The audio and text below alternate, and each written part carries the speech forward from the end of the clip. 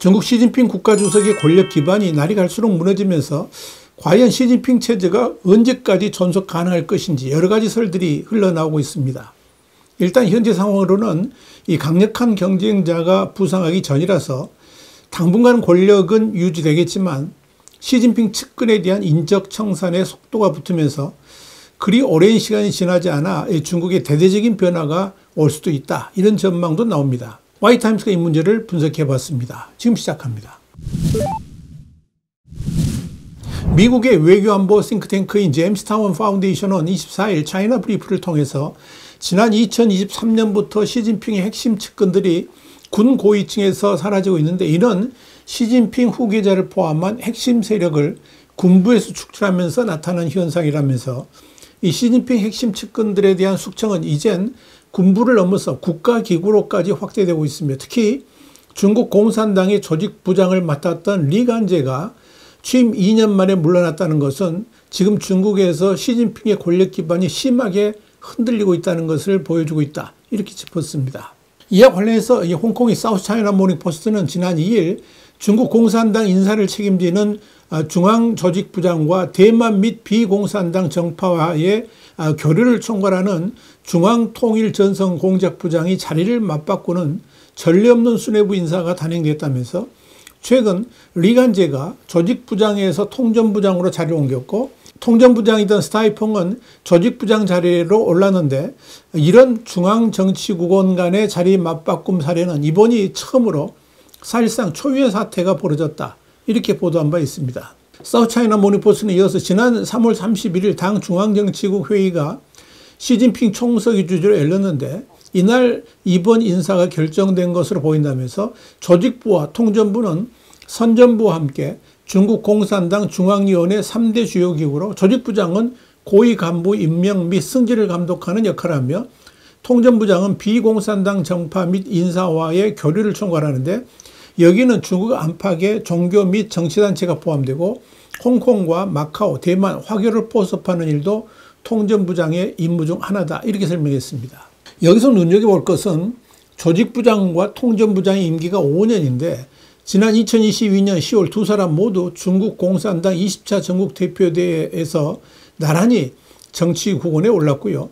리간제는 2023년 4월에 그리고 스타이펑은 2022년 10월에 각각 임명됐는데 임기 도중에 돌연 교체됐다는 것은 매우 이례적인 일이다. 이렇게 정리할 수 있을 겁니다. 특히 리간제는 시진핑의 칭화대 동문으로 중국 국가핵안전국에서 27년간이나 근무한 핵 전문가입니다.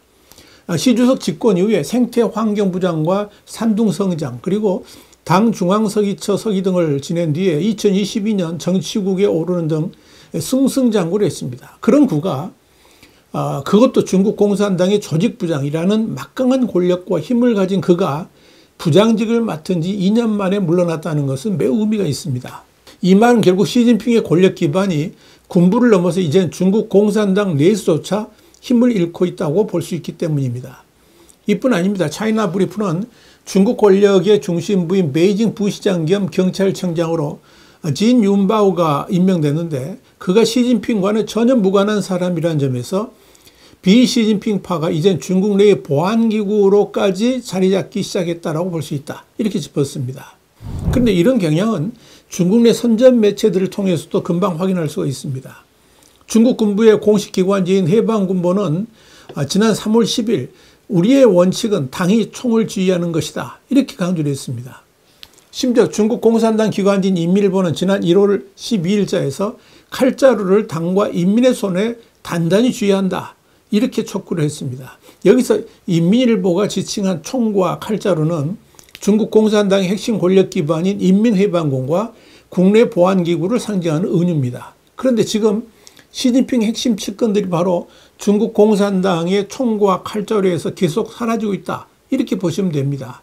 이와 관련해서 차이나 브리프는 지금 중국에서 일어나는 시진핑 측근에 대한 숙청은 시진핑의 권력 기반을 약화시키기는 했지만, 그렇다고 시진핑과 경쟁할 수 있는 이가 나타났거나 당장 시진핑이 축출될 가능성이 있다고 볼 수는 없다면서 71세의 시진핑은 여전히 당, 군대, 정부의 수장으로 제3차 5년 임기를 수행 중이다. 이렇게 짚었습니다. 그러면서 차이나 브리프는 시진핑은 2027년 말에 열리게 될 중국 공산당의 제21차 전국 대표대회가 열릴 때까지 적어도 명목상으로는 권력의 정점에 머물 것으로 보인다면서 그때 임기를 5년 더 연장할 것인지 아니면 다른 인물과 교체가 될 것인지 결정하게 될 것이지만 만약 임기 연장을 한다 해도 지금 같은 권력을 누리기는 쉽지 않을 것이다. 이렇게 내다봤습니다.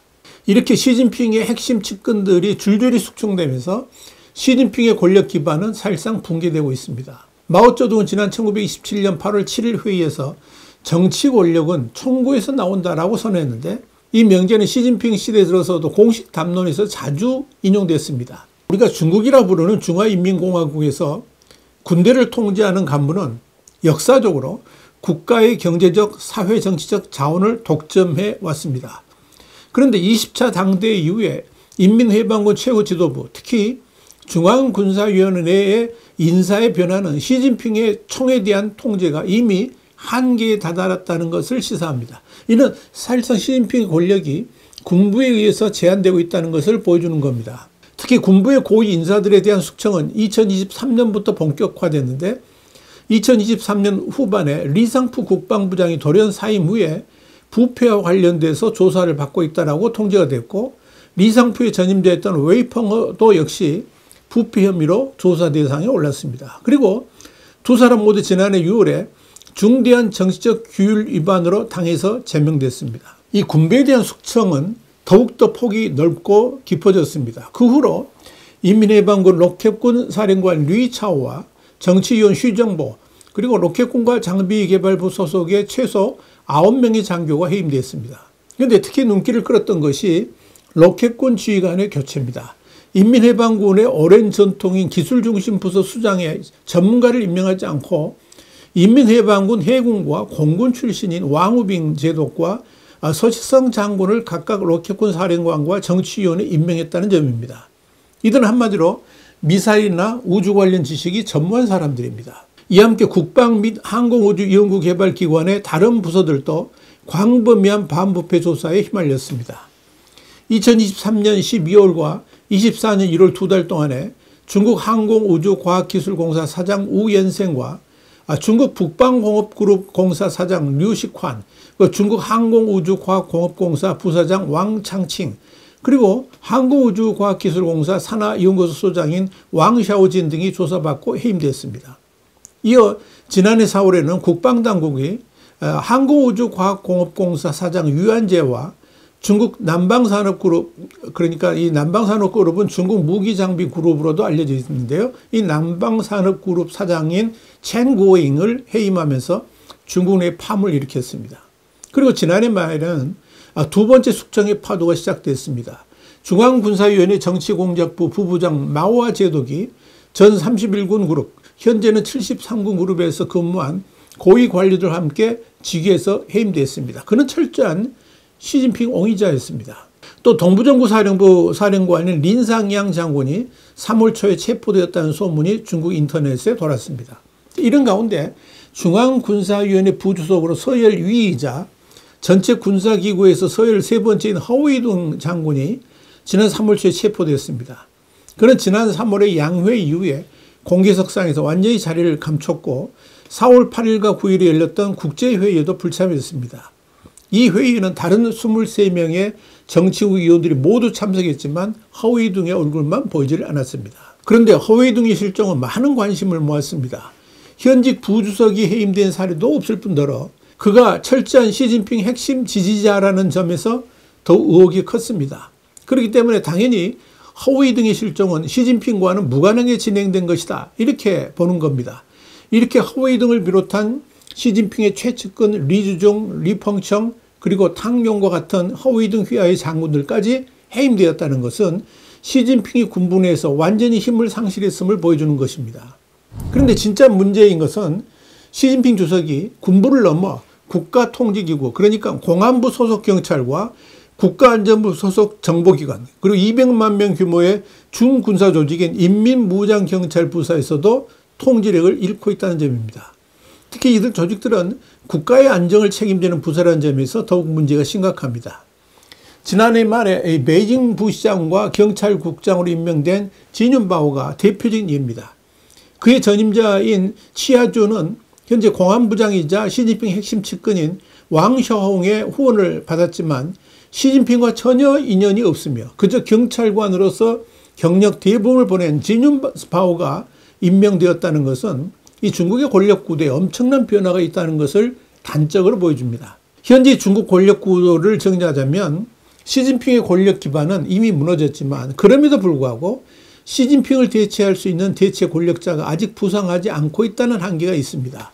일단 군부는 인민해방군 내 서열 2위인 장유샤가 인사 및 정책에 대한 상당한 권한을 독점하고 있긴 하지만 그의 나이가 75살에 가깝다는 점에서 군부를 넘어서 중국 전체를 통솔할 만한 그릇은 되지 않는다. 이런 분석도 나옵니다. 그렇다면 현재 부상하고 있는 시진핑 후계자는 어떤 이들이 있을까요? 당연히 현재 중국 권력 구도를 잡고 있는 지금 세대가 아니라 이들의 자녀 세대가 물망에 오를 수 있을 겁니다. 여기에 대해서 차이나 브리프는 중화인민공화국 첫 국가주석 류샤오치의 아들인 퇴역장군 류이안과 자유주의적 가치관 소유자이자 전 주석이었던 리센넨의 사위인 류아주 등이 있기는 하다면서 이들이 그동안 시진핑에 의해서 철저하게 배제되었다는 점에서 오히려 주목받고 있다고 싶었습니다.